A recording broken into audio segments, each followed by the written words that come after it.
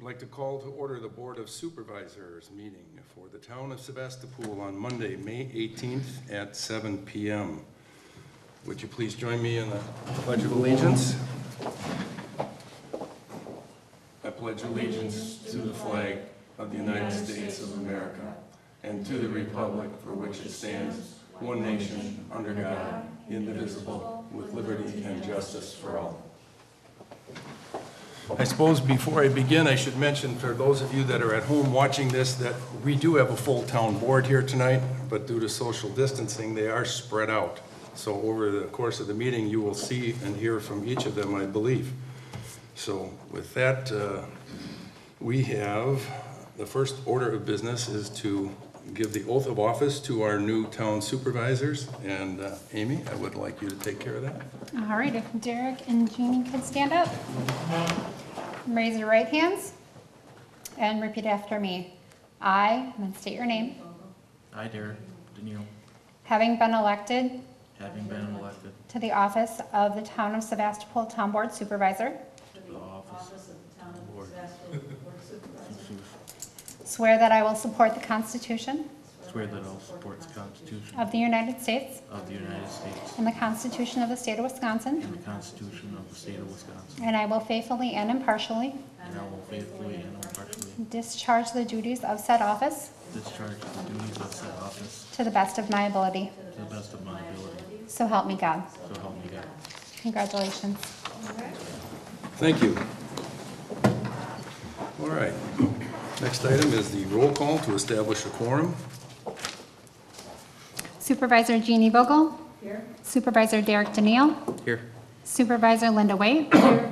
Supervisor Mark Hain. Here. Chairman Dan Wolfel. Here. All right. Next item is meet and greet. I think with the exception of the board, we have two people here that might like to introduce themselves. I'm James Mitchie, 4159 Bay Shore Drive. John Daniel, Whitefish Bay Road. Okay, good enough. Next item is public participation. I know, Jim, that you had something that you wanted to talk on for a moment. Yes, thank you, Mr. Chairman. As I said, my name is James Mitchie. I'm a Sevastopol resident, living full-time at 4159 Bay Shore Drive. First, I hope you and yours are staying healthy in these turbulent times, and congratulations and welcome to the new supervisors. I am here representing the Bay Shore Property Owners Association and the Quarry Neighborhood Action Group about the agenda item 9.4, declining review of the Quarry Bluff Development Appeal for Conditional Use Permit. In support of your consideration to decline review or reaffirm the board's January 20th, 2020 recommendation to deny the permit, I have compared the newly submitted documents for the Board of Adjustment Appeal with those submitted in the first round more than 6 months ago. All documents submitted by the developers as of last Wednesday to the Door County Land Use Services are identical, word by word, and drawings are pixel by pixel identical to that submitted in the first round. I provided a comparison chart that documents this, and if there's any questions on it, of course, I'd be happy to answer them. While this round of hearings is de novo, there is nothing new in what they propose.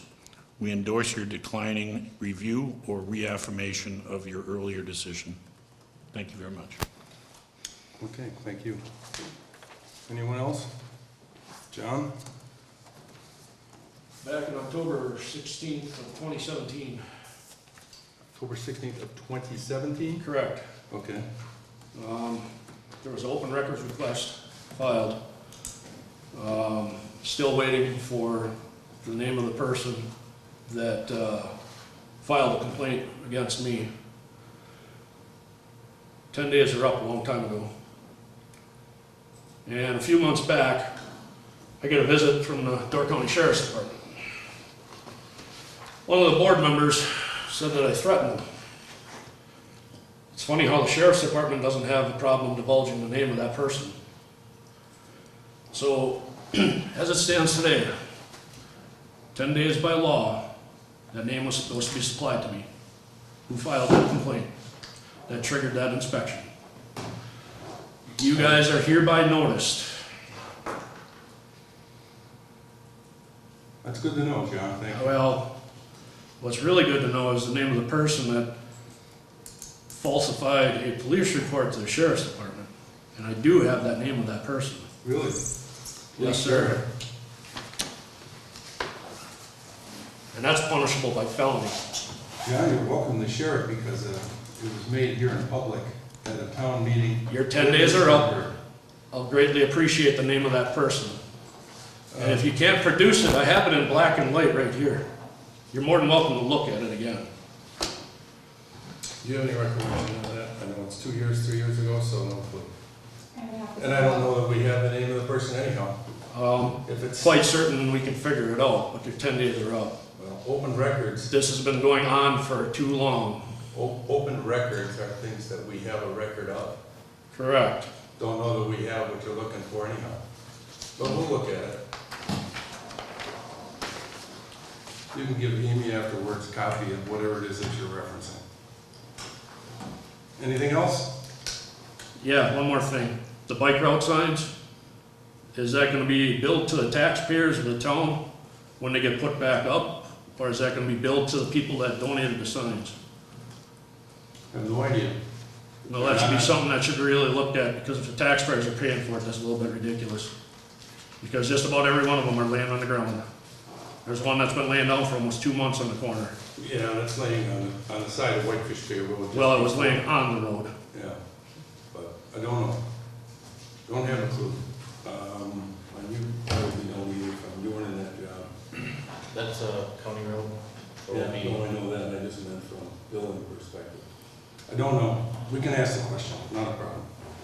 All right, yes, I did participate in a meeting of the bicycle, pedestrian, and trail group that they originally started in 2014, and it's kind of been on the back burner. And I don't recall if they said anything about those signs, but I do have my notes at home, I could look for them, whatever.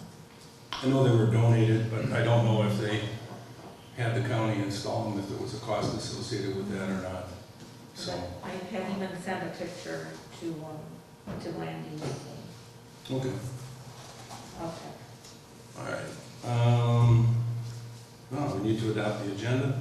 I assume it was properly noticed, Amy? The agenda has been properly noticed. Okay, then we would need a motion to adopt.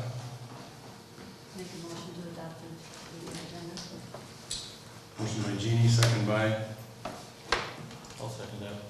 second by Derek. All right, all those in favor signify by saying aye. Aye. Opposed? No? Can you swing that mic so it's a little more in the middle, please? I can't hear Jeannie. Okay, sorry. No problem. Okay, first item here is approval of minutes. We have the special board meeting, special Board of Supervisors meeting from February 17th, the Board of Supervisors meeting from February 17th, the annual meeting adjourned on May 19th, and the Board of Supervisors meeting from April 21st. So you should have all had a chance over the last whatever to take a peek at those, and if you have no issues or changes, a motion to approve would be in order. If no one has any questions, I'll make a blanket motion to accept and place on file all 4 of those sets of minutes, as indicated. Motion by Linda, second by? Second. Second by Mark. All those in favor signify by saying aye. Opposed? Motion carried. Okay, pending business. First one is committee appointments, and I think for the first time in a fairly long time, we have a complete committee assignments. One addition that may not be on your copy is under fire and rescue. Derek is going to be added to that slot that was vacated by John Stavnis. So you'll get a final version of that with his name added. Changes, obviously, with the change with Jim and John being gone, we've reassigned things. And Jeannie will assume the position in the chair as the communication technology area. Mark stays on Park and Rec. Linda stays with the Plan Commission. We are abolishing the property management group, as we really only have one or two properties left to deal with, one of which you're all familiar with, which is the Muscat property. And one of the members from that committee, Terry Reitner, moved over to the Plan Commission. So we have a full board there. Board of Review stands as it has in the past. Tourism Zone, Linda's going to be the chair in that group, or the lead, I should say. As far as the coastal byways and the Sturgeon Bay Visitors Bureau, it didn't occur to me until after we did this, Linda, if you and Jean want to flip, however, we can do that. That's not an issue. I know you and Jim did some similar things, so whatever works. For the Tourism Zone Commission, because we did exceed, what, 250,000 or whatever, in Right. tax or whatever, we can't have two appointments. To the Tourism Zone Commission, the full commission meets quarterly, the executive committee, well, right now we've been meeting weekly. So Jean can certainly come to any of those full commission meetings or listen to the executive board. On the coastal byway, we usually have, most of the other towns involved with that have a primary and a secondary. So if I couldn't make a meeting, then Jean could. or we can both go to the meeting, it doesn't matter. And the Sturgeon Bay Visitor Bureau, the Visitor Bureau, again, that's a primary and a secondary. Okay. So however you guys want to work that out amongst you is fine, and we have no issues there. Otherwise, everything else, I believe, stays the same with the addition of our park employees. We actually have one ad, right? Which would be added to this list. Someone with the last, They have the new list. oh, they have it. I have the old one. Okay. Probably my problem. Anyway, Someone's been added to Park and Rec. Andrew Flower. yeah, Oh, that's him. I knew he was added, but I didn't have him on my list. Anyway, so we would, I think just as a formality, I'd like to approve that through a motion. So whoever would like to do that for the 2020 committee assignments and members. I'll make that motion. Motion by Derek, second by Second. Linda. Jean, or either one. You can't change it, Gene, it's too late, okay? All those in favor signify by saying aye. Aye. Motion carries, all right. So, town hall storage, this is something that's been out there for, I think, 3 months, 3 months. It took a while to get the bids. If you haven't personally taken a look at the office areas, like my office, the storage rooms, and taken a look and seen in there, we've given you the opportunity to see them by putting photos of these areas in your packet. We received an estimate from Stick Built Structures for approximately $3,800 to build the appropriate shelving. Basically what he's proposing he would do is, in the area where the chairs and tables are kept, one whole wall will be built out floor to ceiling with shelves and bifold doors that have locks on them. Nothing overly secure, but enough to deter your casual thing. And he would also take care of the shelving units in where the multi-purpose junk room, which is overloaded. But anyway, he has given us the necessary prices to do that. And then we would consolidate some of our materials that you know or may not know underneath that buffet. Thank you. It's filled with town records. So we need to move those out of there and also move the ones that are the 30 boxes in my office out and kind of clean this whole thing up. So he's given us the estimate. I asked Mark just eyeball if he thought the estimate was within reason. His thoughts were they were, and I think we should move ahead with this and get this place in a little bit better shape. And then Laddie has promised me, oh, I got his attention. Laddie has promised me that part of that will be a miraculous cleansing of the cable TV area, boxes and miscellaneous old electronic stuff. So, any conversation on that? Yes? It says, okay, a 20-foot closet wall in the storage room. So the storage room, I guess, would be the table and chairs room, like you Right. mentioned, Mr. Chairman, a whole wall of cabinets and storage cabinets. Fantastic, definitely needed. And then you just mentioned, I'll call that the back storage room, or the rakes and the shovels and all that are? No, the one where the EMT stuff is kept. Supply. Okay, Supply cabinet. because I don't think that was addressed in this. I think this is just the storage room where the tables and chairs are. I don't see anything where it says the secondary cleaning closet, I'll call it. Oh, no, it was included. I will confirm that, but it was included. Is there more than one page to his estimate? No. Okay. So deep inside, ceilings, floor walls. I will double check that, but I talked to him about this. I was here with him when we walked through the thing, and I talked to him after the fact. So if it isn't, I'll find out why, but that was my understanding, so, Definitely needed, yeah. long time. And because I want to take all of those hodgepodge metal shelving units and, back in that back room, those were just going to be open shelving. So it wasn't going to be walled off because, didn't need doors because there's no one in there anyhow. That room is locked. You're talking about the cleaning closet? Yes, cleaning closet. Where the first The responders, /cleaning closet. where the first responders keep their stuff. Right. The lock supply.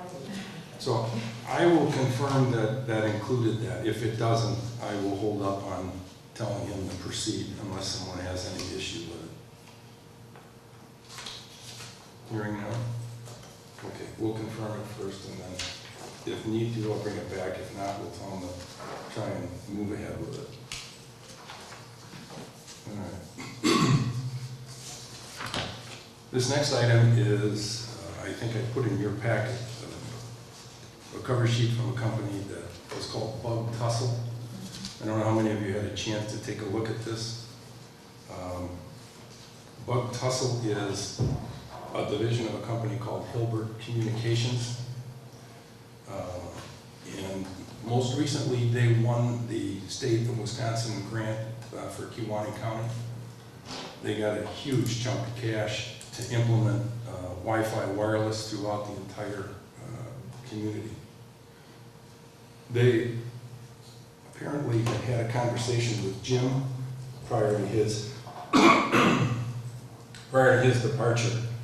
And at the last minute, I got brought into the conversation, had a conversation with the owner and a couple of their other people over there. And they have a very interesting approach to providing high-speed internet, and they have been in a variety of counties throughout the state. At the bottom of the Bug Tussle thing, you'll see coverage. These are communities where they have installed systems. So if you recall, I can't even remember the name of the company, but 10 years ago, we went through a round where we thought there was someone here that was interested in doing fiber to the home. Obviously, they didn't have any money, it didn't pan out, it went nowhere. These people have been successful in obtaining grants and also through bonding efforts with different communities and have been able to establish an internet high-speed broadband system for these various communities. Kewaunee County got a grant for $960,000 for this project. Basically, what they are interested in doing is partnering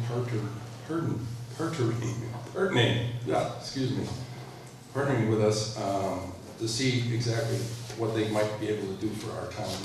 They also have interest in looking at Bailey's Harbor, Jacksonport, and Liberty Grove as possible expansion places. They fund their projects through two different methods. One is they have the town issue bonds for the project. Then the money is given to Bug Tussle to install the system. And they repay the town the bonds back through the town by providing internet service through Bug Tussle to customers. And they repay the bonds, in effect, back to the town plus interest using the proceeds after they install the system. The other source that they have done is through grants. as they have done with Kiwani. They write the grant application, and they look to the town for zoning support for locations for tower placement. And as I think many of you are aware, Mariah Good sent out a couple different documents asking for how we stand on the cell tower ordinance and what kind of changes we might like to see. And there's an upcoming meeting, I believe June 4th, with the RPC to discuss the proposed changes. Different communities were solicited input. I did input back from our town saying that we strongly encourage that they give us as much flexibility as possible so that you can put these towers up. The towers that Bug Tussle typically uses are 200 feet or less. They use existing towers where possible. For example, in our town, they would try to use the communication TV towers over on the west side.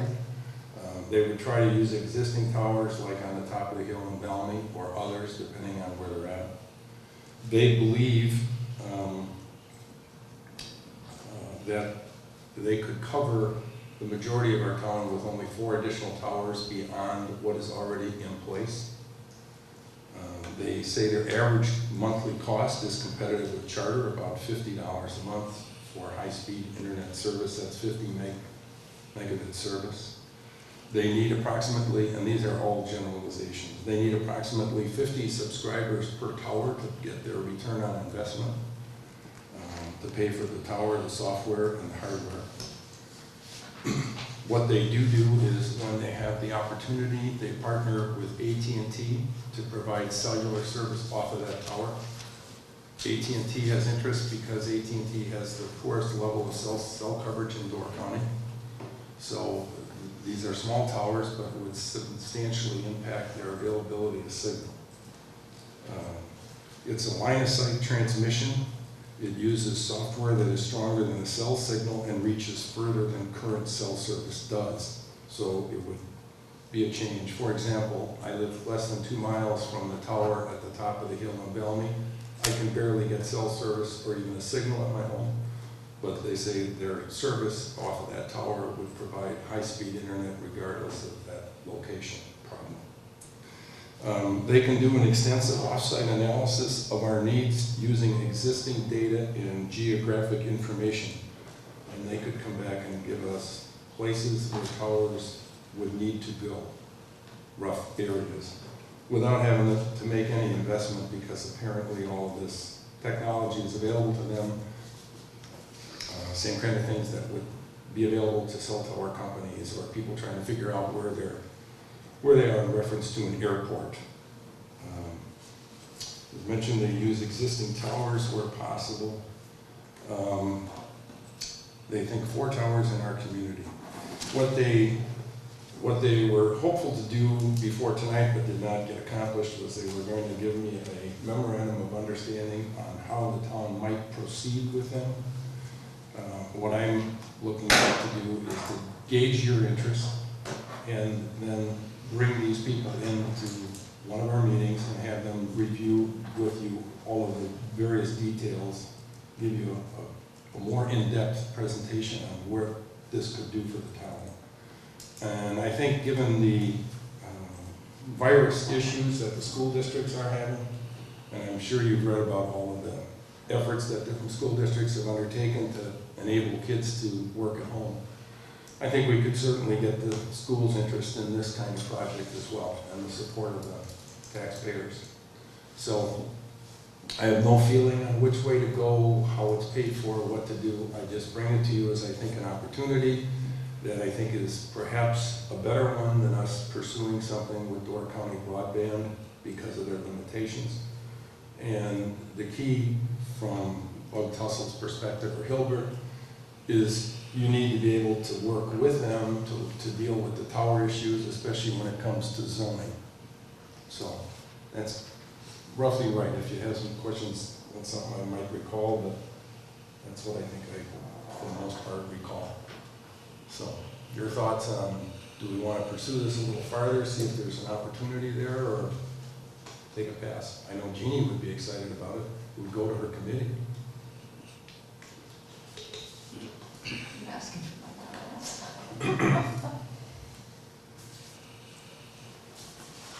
Yes. No, it should be pursued. Linda? Yeah, I know they're popular on the western side of the state. I see their signs all over the place. Can you talk up a bit? Sorry. I know they're popular on the western side of the state. I see their signs all the time. I guess my question would be, okay, so they gave you a guesstimate of perhaps $50 per month. Yes. How does that compare with, I know a lot of us, at least those who get charter, I don't get charter, but there you have the bundle. You have your phone, you have your internet, you have your TV and whatever, cable. You know, if you start piecemealing phone with one company, cable with one company, internet with one company. Charter doesn't bundle internet any longer. They don't. No, in fact, they've jacked their price up. I think it's $65 or $69 a month. It's a standalone now, and there's no discount. The only thing they're giving you a bundled discount now on is your telephone and TV service. So, to my knowledge, because I've checked this quite a bit, but anyway, that's my understanding. It's not that you'd have to change your telephone service anyhow. It would just, you don't even know if they'd make any connection with AT&T here. But if they did, somebody who has AT&T might be able to get a better signal. Yeah, you said 50 customers per tower, so 200 to 250 Yeah. customers would need to contract with them before they start. They envisioned that we'd basically end up with 3, maybe 4 towers on the east side of the town, like one that would pick up Clark Lake, that area, another one that would pick up the end of Glidden. I think there were 3 along the east side, maybe 4, I can't remember where the 4th one is. But they would come and share with us where they think those towers would be and how high they might have to be, and then of course we'd have to figure out whether we're interested in that and proceed from there. But they've done quite a bit of work, as you said, with different places, and they seem to be very open. They don't want any investment from us. They'll come up and tell us what's up and where we stand, and if we decide to pursue it, great. If we don't, it's no loss to them. Well, if it doesn't cost us anything out of pocket to explore it, Right. maybe start with the cable company or the communications committee. Yeah. Okay. I agree, might as well, they're not gonna charge us anything for a survey or anything like that, No. bring them up. I think We just gotta be able to compare apples to apples with like the speeds and stuff, so if we need to know what other, like DC broadband, other ones, what they're charging, what their broadband. Was speed LaCrosse, is and stuff. was LaCrosse in this list? I didn't recall. Yes. Would your daughter by chance have their service? No, I think they have charter. I might ask what they, if she, Spectrum or whatever it is. yeah, Spectrum. We might find out what they are, but that's what they had indicated. Okay. I'll pursue it further with them and see what, what the best course of action would be.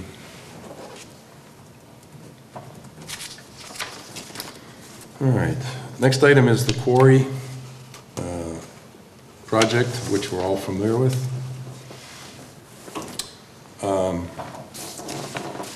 I think you all saw the 2-page recap that came back from Mariah's group, from the quarry people, talking about the items that they had issue with, including numerous things related to the town. And their last bullet, number 7, where they talk specifically about not placing any conditions and the fact that this may or may not even be legal and inconsistent with the act. I think frankly we've heard all of this before. As Jim mentioned, there's nothing new in the application. We spent a significant amount of time reviewing this at both the Plan Commission level, at the Town Board level. And I suspect most of us in this room heard the entire presentation another time at the RPC. I, for one, do not believe that it merits additional time on our behalf. I bring it to you with the recommendation that we allow the Board of Adjustment to hear this and make the final solution, to determine whatever solution there is. I don't think I bring it to you because we have 2 new board members that weren't here at the time, although I know at least one of you for sure has been involved in this. So my take and my recommendation to you is that we not pursue this, that we inform the Board of Adjustment that we are declining the option to review it. I'll look for your input. So if you feel differently or whatever. We spent I get to go we first? spent enough time on this, I believe. Right, yeah. Okay.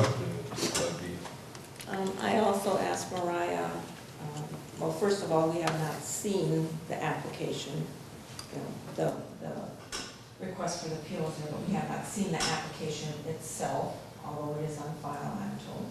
I also asked land use if, I place a lot of weight on their staff reports when we get something for conditional use. So I had asked her, you know, if a different staff report goes to the Board of Adjustment.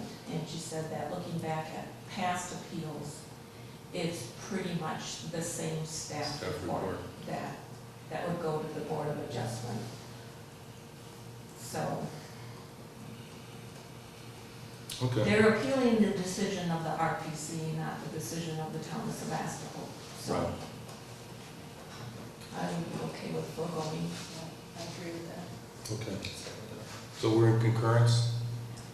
Amy, will you send the necessary document back to Mariah's Land Use Services and just tell them thank you for the opportunity, but we are going to decline. All right. We're not being too premature, are we? I mean, have we been seeing the application? I mean, I really frankly don't know what we would reevaluate. I mean, the only thing that would be different would be is, I know Jeannie's been involved in it, and I know Well, I Mark was at the was at it. I don't know, I can't speak for Derek, but he would be the only person that would perhaps have heard something new on it, or different. So, all right. Good enough. Okay, under new business, next item is roadwork.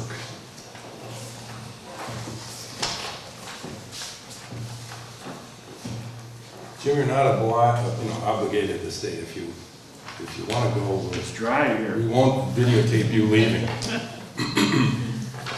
I don't want to listen to my sump pump running full Oh. time. I've heard enough about that today. Okay, so as a normal course of action as a town board, we would have all gotten in a car sometime during the month of May and made an assessment of the roads in our town and tried to evaluate where we were going to go. But this year, as we all know, things are different. So instead of trying to put us all in the car and all come down with some health-related issues, I took it upon myself with my trusty aide and scribe, my wife, and we took a ride around and went through the various roads in the town. And what we used was the rating sheet from last year, which we had the roads assessed by Regional Planning Commission. And they provided us a list, and we then categorized or sorted that list down to roads that were a 4, 5, or 6 rating, which typically indicate that they need work. So I focused on those roads. I sent you out on from the 24th a list of potholes that needed to be repaired. And most of those were literally taken care of 2 days after I gave them to the county. Road signs, I talked to our road sign expert, and he assures me that we're on the list. Right after some other town, you'd actually put another town ahead of us? I take them as they come in. Okay, that should be changed, okay? At any rate, road signs will be taken care of. The sweeping has already occurred in the areas that were taken care of. We actually got a phone call from somebody thanking us for doing it before they called. So we took care of that. Then on the road repairs, as you saw, Matthew Road had a number of places where we had issues, all related to where the quarry is. Edges of the road broken off, pavement alligatoring. We have swales formed in the road from the trucks at the stop signs. So some significant work there. Also on the end of South Lake Road, we have a surface that's breaking up. And also another area on South Lake at Dunes Park. Now, these are not high-traffic areas, but nonetheless, the surface is breaking up. On Lice Road, the southern end, we have a culvert that's lifting, so we're gonna have that culvert replaced. I looked at possibly seeing it could be ground down, but it turned out the culvert was rotten on the bottom, so it's pointless to spend the money and have it redone. Also, we have pavement issues on Edwards, on the north side of the road as it intersects with the lane. And then we have another area near, near Northeast Asphalt's quarry on Walker Road, for those who know where Joanne Schley lived, just past her house, where she used to live. We have a whole area in the road where it's started to swale and break off. So I gave this list to Thad Ash, and he came back and gave us estimates on how to repair those, and we'll go through those in a second.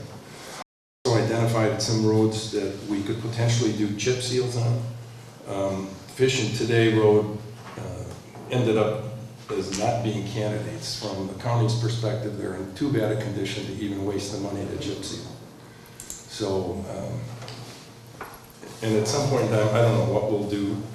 I mean, it's conceivable at some point in time those two roads could be turned to gravel.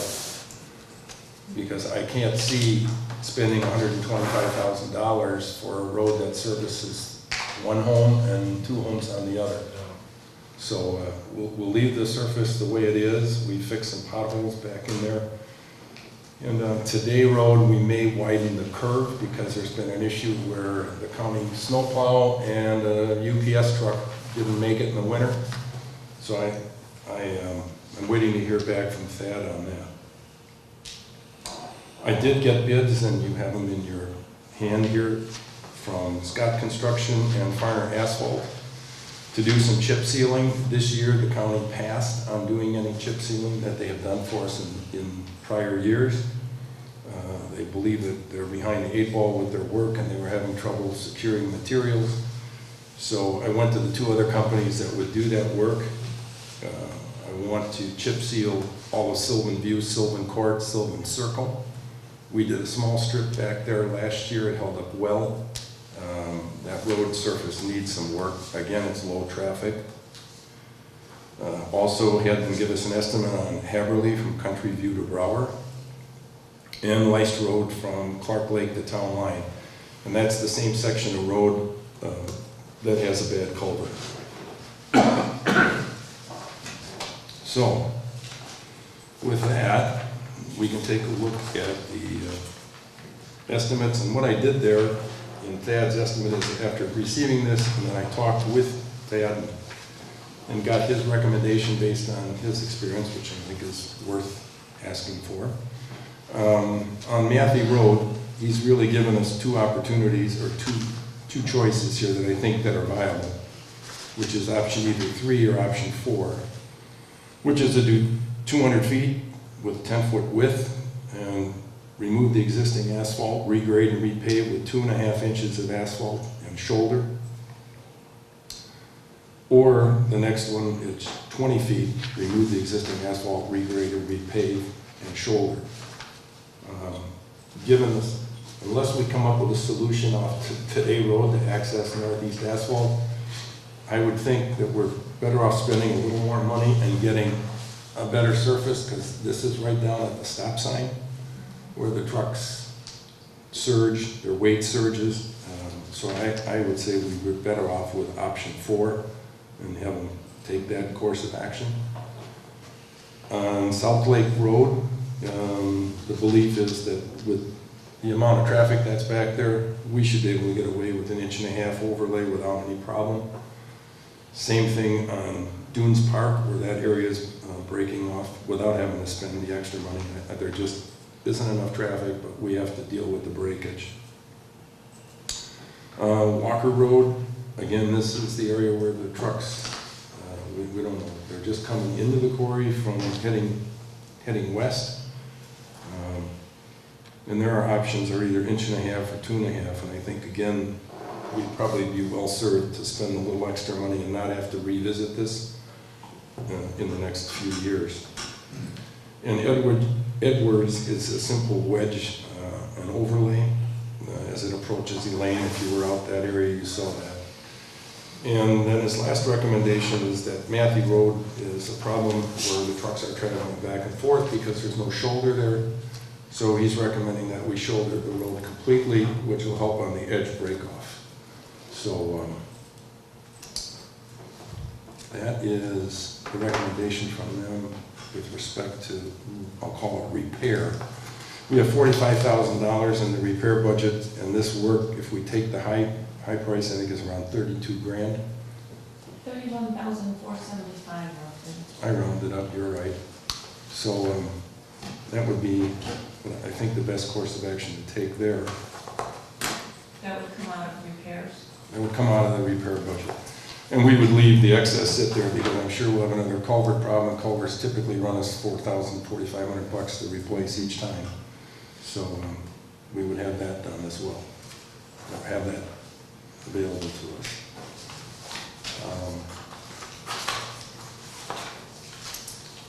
Okay. And then,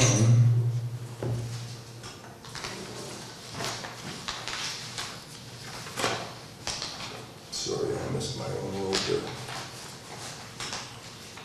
Under road construction, new construction, we had a budget of $270,000. I'm sorry, I went back to my memo to you. I got ahead of myself.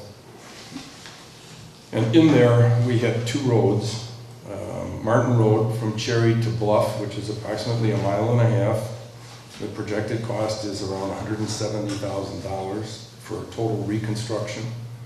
And through Linda's work, we were able to secure $20,000 through the local road improvement program, which is a county-run, state-funded effort where towns can apply for funding. They buy, under the LRIP, they have to buy the pavement from Northeast Asphalt. The work can be performed by the county, or the work can be performed by Northeast or whomever you want, but the asphalt's purchased as part of the contract from the local asphalt vendor. So the net out of there would approximately be $150,000. The other road that was under consideration for either chip and seal or a repave, which would be a wedge and overlay, would be Haverly Road. Some of you, I think, have seen that. It's not good. Yeah, it's not good.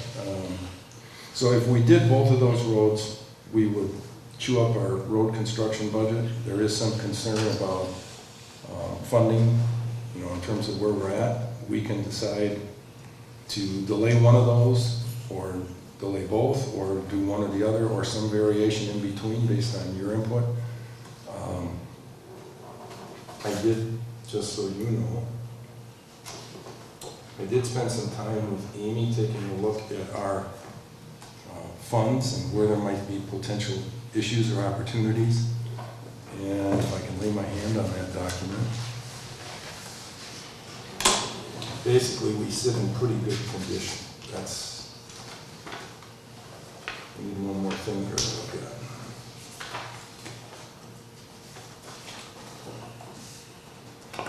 Well, I'll find it in a couple minutes after I don't need it. At any rate, the gist of it is this. We had 60 to 70% of our property taxes already in. I don't think we have a large risk of getting the remainder of our property taxes. For the most part, most people escrow it. So I think we're okay there. There is some talk about the state doing some budget reductions, but all of that would not apply until after they come back in session, which starts in the fall. So it's possible that we could lose a little money out of our state aids, which was $44,000. Right. And what was the remaining transportation piece? 77, I think. Oh, here it is. I'll answer my own question. 112 state transportation aids remaining. The general transportation. General transportation aids, 112. So we took a look at the upsides. There are a few things that are going to not happen. Like, for example, room tax revenues.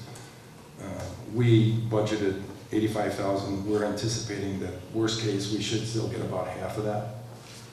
which I think is, I think there'll be a burst of activity here in the next few weeks and run through the summer, which is the lion's share of when we get money for room tax. We've accumulated 8,800 so far. Rental park income is negligible. Same with concession stand, we don't really have much. We have a drop in interest, earned interest, because the interest rates, but again, we're anticipating maybe we might have a shortfall there of $500. Our biggest out-of-pocket expense has been elections because of all of the costs of doing absentee ballots. That young lady to my right, Amy, did a yeoman's job. Would it be a yeoman's? Would not be gender specific, would it? She worked very hard in dealing with a tough situation for the elections. So we're out of pocket on elections, we're out of pocket on postage. We have applied to the state or through the county to get some funding underneath the money that's coming out of the federal government. We don't know whether or not we'll get that. Maybe we capture some of where we're at. Essentially, we have enough money in reserve that if we want to, we could probably move forward. If we want to be a little cautious, we could take one of the two roads. If you want to be super cautious, we could do no roads. But we have adequate funds. We did go as well just to take a look at some of our reserves. And we went out to our appraiser. As you know, we've been accumulating money in that account for a number of years. We're at 110,000, I think, Amy? Yes. I asked where we stood relative to having to do a reval. We're anticipated to be around 93%, and the way that works is we do not have to do a reval unless we're off 10% to the high or to the low. So it's obvious we certainly don't have to incur any added expense for a reval in the next couple of years for sure. And then at the town's choice, we can ignore the rules for another year or two before the state would come and force us to do it. So the gist of this conversation is we have in excess of $100,000 in that as a fallback as well. So I think we have adequate funding there. They did give us a projected cost to do a complete reval, which would be around $150,000. When we did it in 2007, was it? I think. The reval? Yeah. 2006 or 7? 6 or 7, it was 125, I believe. So not a huge jump. So the point of that exercise is, I think we're okay from a town budget perspective. We could lose a little here or there, but we certainly got some wiggle room, I guess would be the best way. So what do you think you'd like to do? Well, I know that Martin Road, the LRIP, the local road improvement fund, would be available. We can carry that over to 2021 because it is a 2-year biennial. And looking at our designated balances, the ordinance enforcement, the 25,000 that we have set aside, Right? I'm hoping that would cover any legal expenses we're gonna incur as far as Muscat goes, if and when we get to that point. We have no more, we should have 0 legal expenses related to that. The attorney came back and said everything is done. They did not protest it. We are free to go as we choose. So it's just, I'm actually anticipating we'll bring that back on the June meeting, but anticipating doing something with that. So, but we should be done with all legal aspects of that. Well, if we have 32,000 in repairs and we budgeted 35, we're good. Even if we did both roads, Heberly and Martin, like you said, we have 275 for road construction.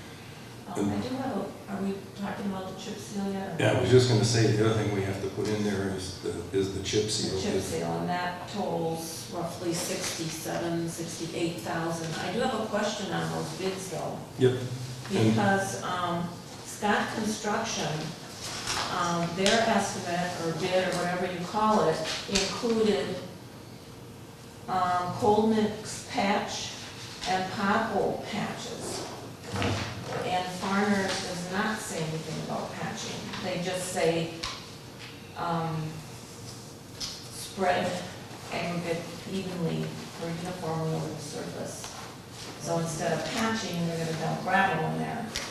So You said Scott doesn't have that? Scott has, if you look at the Scott estimate, We have the Coleman's patch. right, cold mix patch, which we were pretty happy with cold mix patch in the past, and pothole repairs, and Farmer does not. So Farmers is slightly less, but, right, I think it was slightly less than Scott. Yep. And you have to pull out Haverly if you decide to pave it or hold and pave it later. Right. So you actually have a $20,000, Pull it out of there. pull that out of there if you decide to pave it or not pave it or whatever. So I don't think, quite frankly, I don't think there's much patching that needs to be done over there. At least not that I noticed. Pardon me? Sylvan and any of those? No, I didn't really see Yeah. any patching to speak of. I'd have to go back and look again, but I don't think there was any obvious potholes there. Well, the difference in price, that's kind of cheap insurance with Coleman's Scott. If they are gonna do if there are any potholes, any places to worry about, if they are gonna do that cold patch. Or cold mix Instead of just patch. dumping everything in there. Yeah.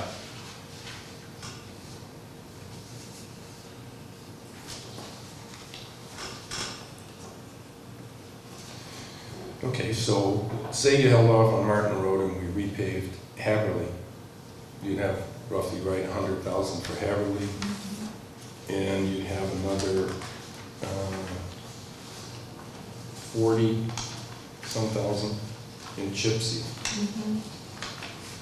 So you have,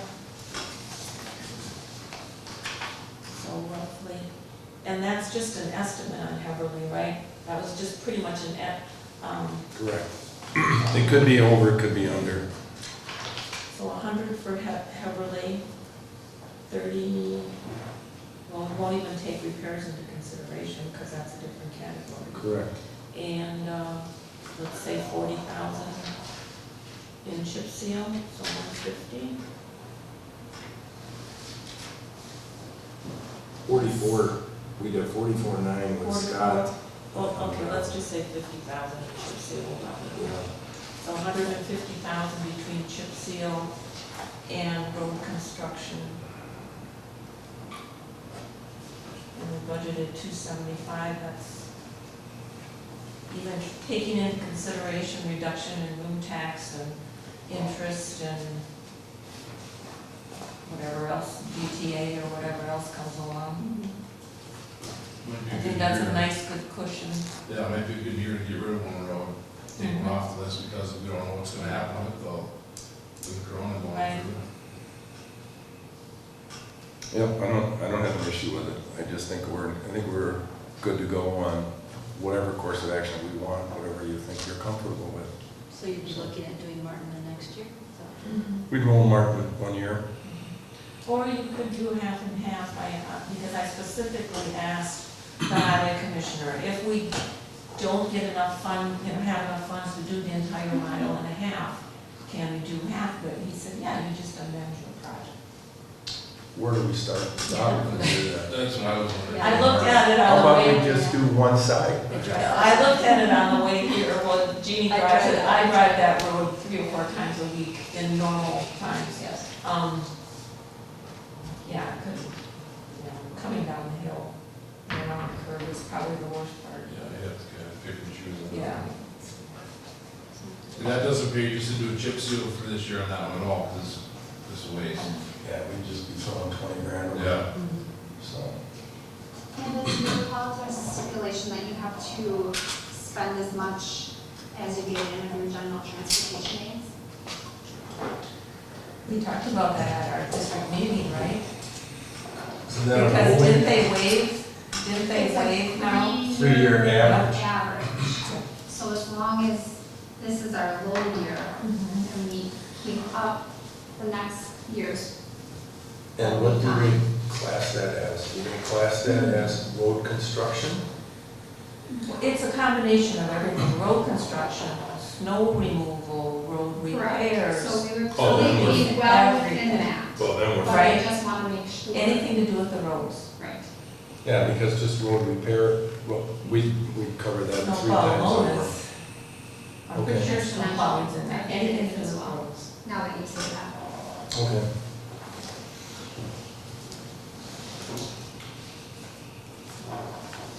So where do you want to go here? Should we leave Martin Road off and tackle Haverly, or do you rather have Martin over Haverly? Makes no difference to me. Beverly is worse than Martin, but Martin, I think, has more traffic. Oh, yeah, that's for sure. Yeah. There's really only, like, 2 houses on Beverly, but it gets a lot of farm equipment. Okay, then let's change direction a little bit. We have a credit forthcoming from Boardman this year. So, and there's a lot of work with an LRIP bid, as you know. Yes. So let's consider doing Martin and take advantage of the credit on the LRIP road. Then we have another 44,000, so we'd be around 200 if we did the chip seal for the roads. Leave Haverly go for 1 year and do all Martin under the LRIP.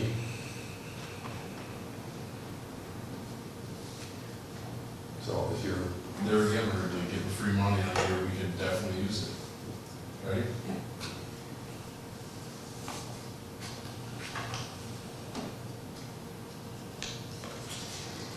and then you need to decide whether we want to take Farner or Scott.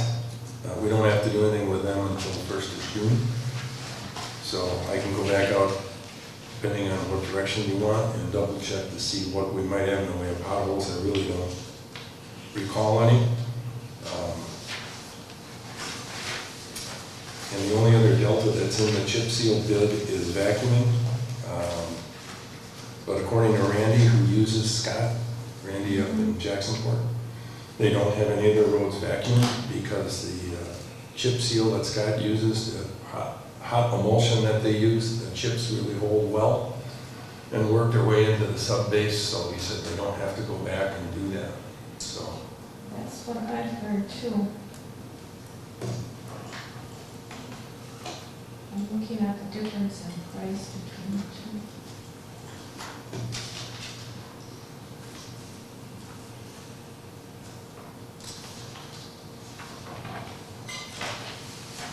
So we're gonna subtract, so from Scott's bid of 67,910, we're subtracting 23,161, correct? Correct.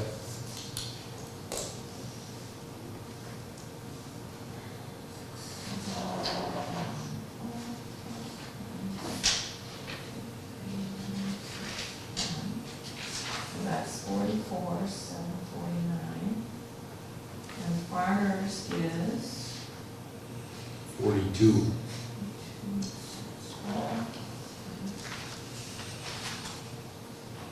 4205, so $2,000.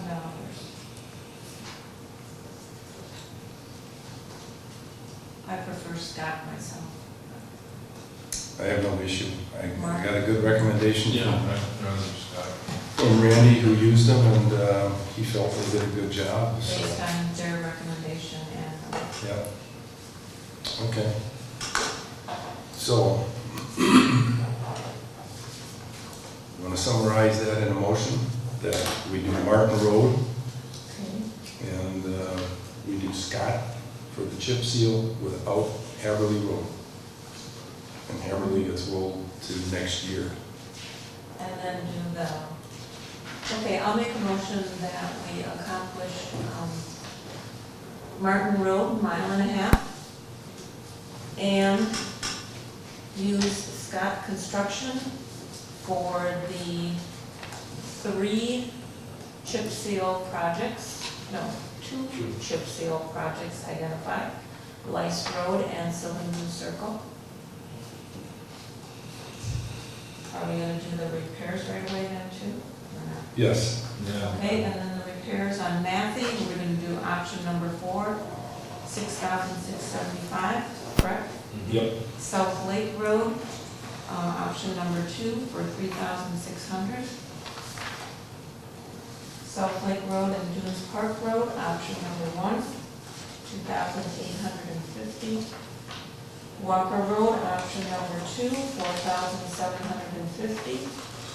Edwards, option number 1, $4,300. Matthew Road, break off or shouldering, $4,800. And a nice road culvert for $4,500. Did you add South Lake Road that minute? South Lake Road, option number 1, 3,600. and South Lake and Dunes Park Road, option number 1. Yeah, Did I catch them all there? I believe so. I think so. We got the road construction, the road repairs, and the chip seal. All right, and make a note in there, Amy, that we make sure that Scott does not chip seal Weiss Road until we get the culvert replaced. I would second that motion. All right, so we have a motion on the table from Linda, approving the roads and road construction, Martin Road, and also all the road repairs as discussed. And we have a second from Mark. Any further discussion? And so you are gonna put this out to Goldwyn then to do the spec on Martin. The LRIP will go to Board and have them do that. And we should be good without the rest. All right. Any other comments? Hearing none, all those in favor signify by saying aye. Aye. Opposed? Passes. Okay, thank you. Mr. Chairman, do you think Shoreside Circle, if we explore that and? You know, by the I'll time, try to get a number first. I'm gonna say, by the time that we get the answer to that, if it's in the fall and stuff is calmed down, you know, we have the money in the budget and we have some assurance that, you know, we don't need to cover a shortfall, then we could go look at that. Shoreside Circle, for those of you who haven't been there, I think you've been there, not, Dr. Millard, it's the end of the road where he lives. Yeah, I know what you're talking about. Yeah, and it's a really strange, non-existent turnaround. And as it turns out, the right-of-way belongs to neighbors that we have to acquire or have them give it to us so that we could make a proper turnaround radius so the snowplow can get in and out of there, and the road bed's in bad shape. So it's been something that's been ongoing, but we haven't done anything with it formally. But if Linda wants to take it on and we can resolve it, and the timing is right, we'll either accomplish it next year, or we could move forward with it this year yet at the end of the summer, depending on what's up. Okay, great. So, next item of business is a request that we received from the Tavern League. It's in your packet. And basically what they're doing is asking us to waive the fees associated with a liquor license for the year, or to reduce the amount to the lowest possible amount. As it turned out, when this came to us, I think, Amy, you said that you had about half of the establishments. Everything was sent out and some people were already paying. Yeah. And I think as of today, you have about half of, I have about half of all the businesses already have paid. So, some of the communities have, at least we haven't found a community yet that said they have done this. We did find one community that, Sturgeon Bay, which put in place a staggered payment system. So their fees are higher than ours, but they allow the payment to extend out through October, Amy. yes. There's a little gotcha there, because if they don't pay the fee, they've got the liquor license. Which would be for an interesting conversation the following year. But I don't know that it makes a huge difference to us one way or the other, so I bring it up to you and we can hash it over, decide to take some action, take no action, or whatever. So, How much is our renewal of the Class B liquor license right now? 400. 400. Combination. So what happens times with the establishments that already paid their $400, That haven't? that already have, Oh, if we decide to drop it down. if we did something, Issue them Right. money back. Money back. yeah, Okay. or give them a credit. Now we should. Okay. You can't be short-sighted approach. Yeah.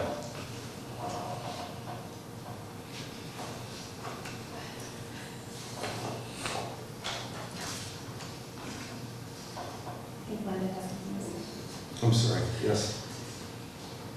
Personally, I'm not in favor of lowering the fees or waiving the fees.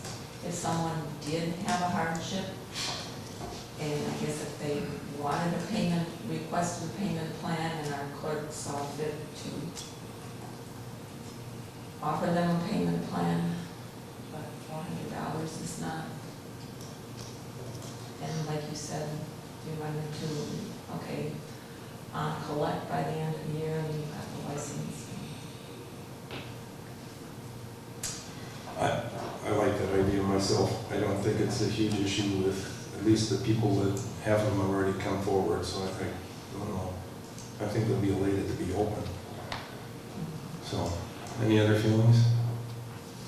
Do we put it out there that, do we let them know that there is a possibility if they have a hardship, or should we just let them approach us? I think we communicate with Amy. Call the clerk. They do, and coming up sooner than later, I will be sending, just a reminder that they need to be in by June 1st, because I do need to get them published. So if at that time they would have any issue with it, hardship, or what it should be, we could make some sort of payment plan out, so it would be in one fell swoop. Okay. Let's leave it at that then. Just let her work it. If there's an issue, then we'll work around it for her. Okay. Next item is the waiving of interest and penalties on property tax installments. And maybe you've heard something about this, but as part of the governor's Safer at Home, Bounce Back, I remember which one it was. They put forward an idea that people who were having a difficult time paying their property taxes, that they would allow them to delay the payment till October without incurring interest or penalties on those payments.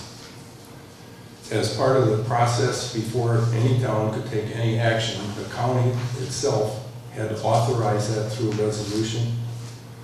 I talked to the county weeks ago, and they didn't know what they were going to do with it, but as recently as their most recent meeting, they approved at a county level the ability of the towns, if we so choose, to implement this particular component of the Wisconsin's strategy.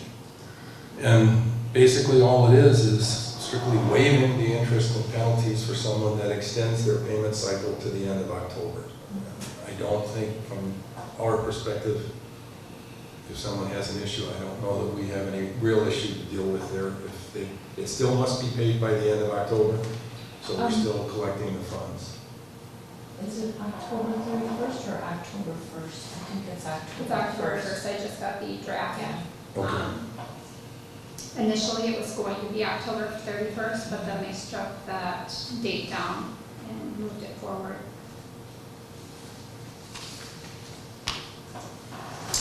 And we did get a draft resolution, that's what we had today, right? So if we do decide to do this, we just have to take that action at the June meeting. It was part of the Badger Bounce Back Plan.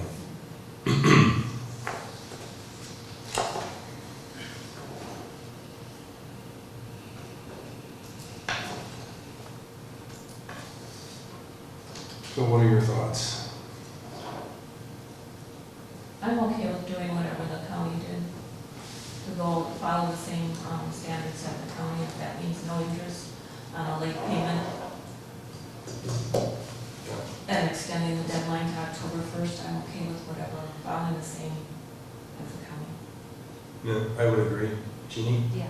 Yes. Mark? Yes. Okay. Derek, you already paid your taxes, right? Yes, I did. Don't feel bad. All right, I don't think it's a bad, if somebody's got an issue, it's an easy workaround and, give them a little bit, it's not gonna hurt us. So, Amy, we'll put that back on June and we'll do a resolution to that effect. So if somebody, has an issue, just let them know. Okay. So, resolutions and ordinances. The first one here is resolution number 02-2020 TB, amendment of the 2020 budget for the town of Sevastopol. I won't read through all of it, but the gist of it is this is the resolution to amend the budget for paying out the $3,000 as a result of the settlement of the Van Bellinger lawsuit for Clark Lake. The money is in the hands of the attorney. We believe we have agreed upon all of the T's and C's with them. The only issue that was left on the table was how far away from the dam they could build the bridge, and I believe we settled on 33 feet, which would be downstream, obviously. And they were waiting for Van Bellinger's attorney, the last I heard, to agree to that, and the funds are in the hands of our attorney. So they have a release that covers anything and everything. We even had some questions that Jim had raised before he left. I submitted those to Amy and some of yours. So I think we're covered this time. Who knows? But we can only hope, right? So, anyway, that's what this is for. So we need a motion to approve. I'll make a motion to approve resolution number 02-2020 TV. A motion by Mark. I'll second that motion. Second by Derek. Any further discussion? Hearing none, all those in favor signify by saying aye. Aye. Motion passes. Aye. Aye. All right. The other resolution for tonight is a very lengthy one. I'm going to have, I think there's 64 pages. And I'll have Amy read that to us. It's a resolution adopting a record retention policy for the town of Sevastopol. And I know that Amy went through some kind of internet meeting. You went through. We did with the Wisconsin Historical Society. And in order to look at the records that we have, see what we need to keep, and the potential of cleaning out some of the old ones, we do need to adopt this first. It's a updated version of the one that we had on file. Linda did have our retention policy on file, but with everything that's newer with technology, we just updated it a little bit. So that's what we have for you. 46 pages of updates. 46 pages. Oh, I'm sorry, 54. I read that backwards. All right. Anyone have any questions on that? I actually read a bunch of it. It's quite amazing. It was like, wow. Yeah. I was educated because I had no idea. So thank you. Right now, the record retention policy that we have is 34 boxes of stuff sitting in my office. That's our record I want to start to retention. move that. I never threw anything away. Yeah. I guess I was kind of surprised, and I don't know if you compared this updated one with the old one, attorney legal opinions, permanent. I'm trying to think, every time we asked an attorney for a specific answer, we're supposed to, on the application of statutes and ordinances and other legal matters. How do we access that? The stuff Well, is, they're all printed, I know, but every it's time we like, get a letter from the attorney, we're supposed to. I don't know. The file marked the legal opinions.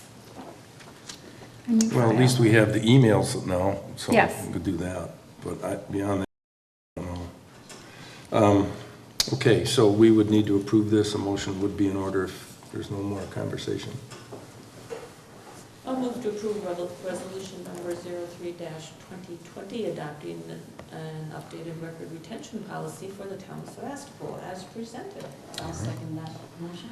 All right, motion by Linda, second by Jeannie to adopt resolution 03-2020, record retention policy. All those in favor signify by saying aye. Aye. Aye. Opposed? Okay, motion carries, thank you. All right, we're down to financial reports, and there's a bunch here. You have February, March, and April, the account balances for each month there. As you know, it's been a while since we had gathered together. You also have the budget versus actual for February, March, and April as well in that report. And you have the transaction list by date, starting in February, going through April. So does anyone have any particular questions with respect to those financial reports? I Yes. know I had requested Amy do some research on interest rates.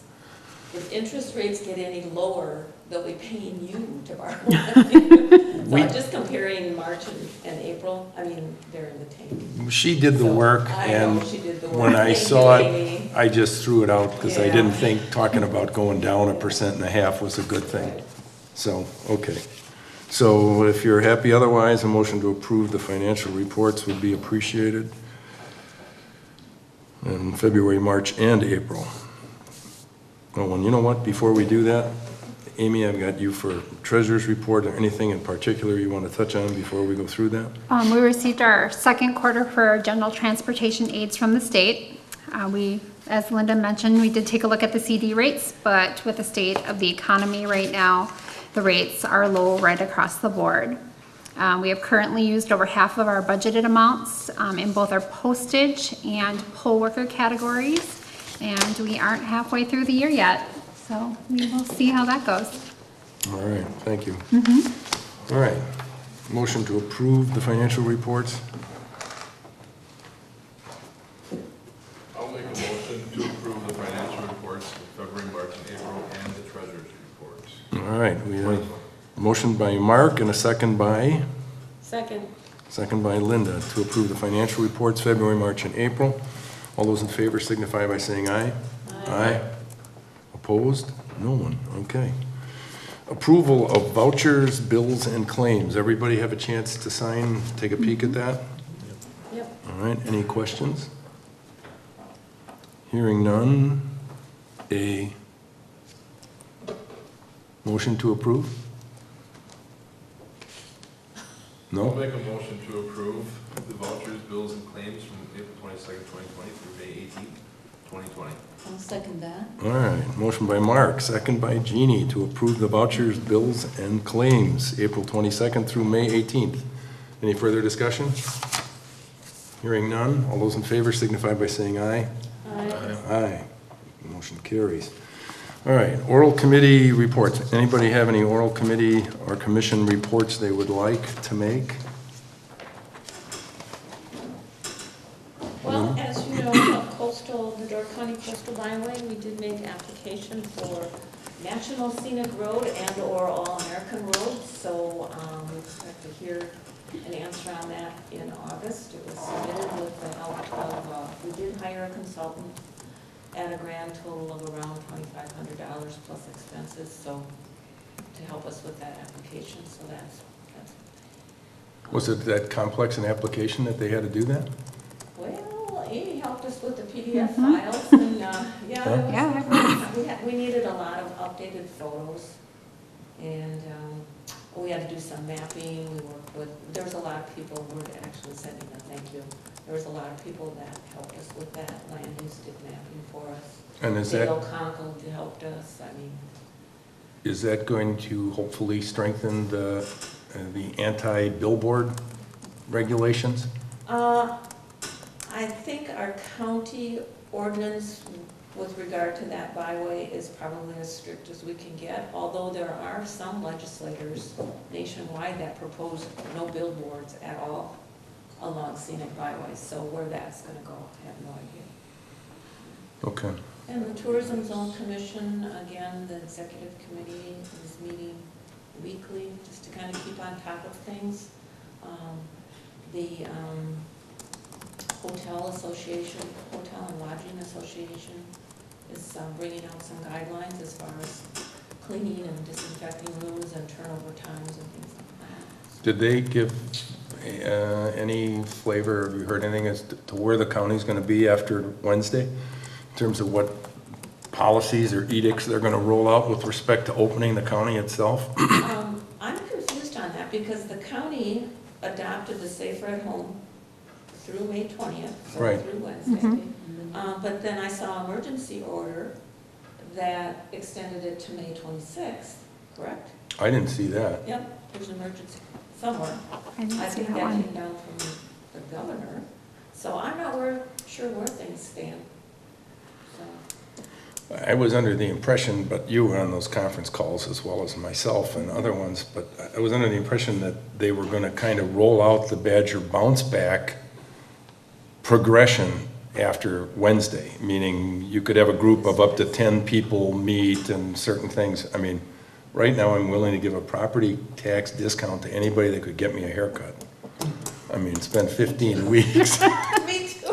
Go And a dye job. Go to Kiwanee. Can you imagine the wait list that there is there? I happened to be on a Zoom meeting today that a gal attended the meeting, and she said, yeah, and I got my hair cut in Kiwanee today. I couldn't stand it any longer. And I thought, oh. May have to do a road trip, at any rate. Okay.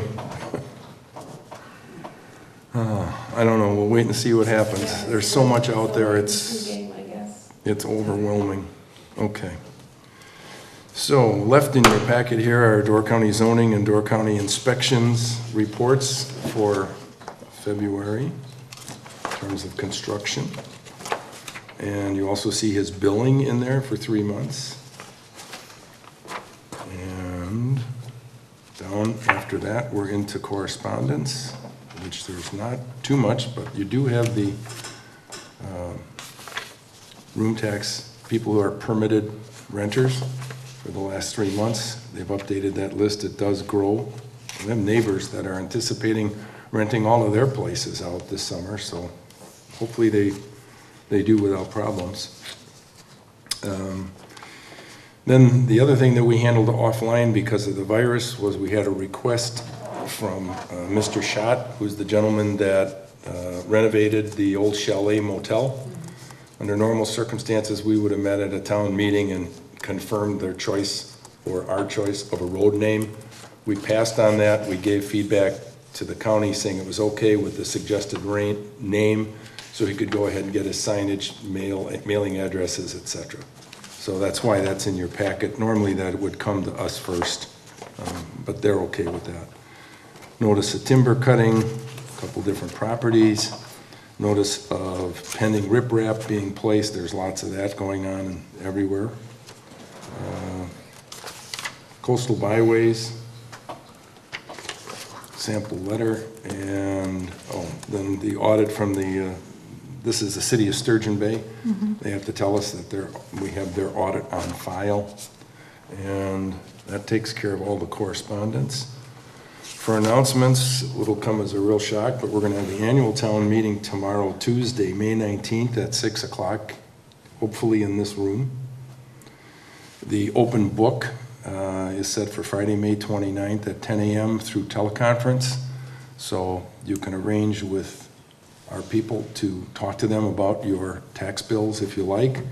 They are open to doing that. The Board of Supervisors meeting, the next one is Monday, June 15th at 7 p.m. And the Board of Review is Monday, June 29th at 1 p.m. And we are here from 1 to 3 for that hearing. And if you have interest in that, there is a form you need to file with the town clerk treasurer prior to that meeting. So I think that's everything that I can think of here. Agendas for next month, and any agenda items, let Amy know. I'll confirm the Scott thing. No, we're okay there. So I think we're up to date on everything. Anything else left from any of you? Otherwise, Derek's sitting in John's seat, so. I'll make a motion to adjourn. God, it goes with the chair, doesn't it? I'll second. Motion by Derek and a second by Mark to adjourn. All in favor signify by saying aye. Aye. We are adjourned. Thank you.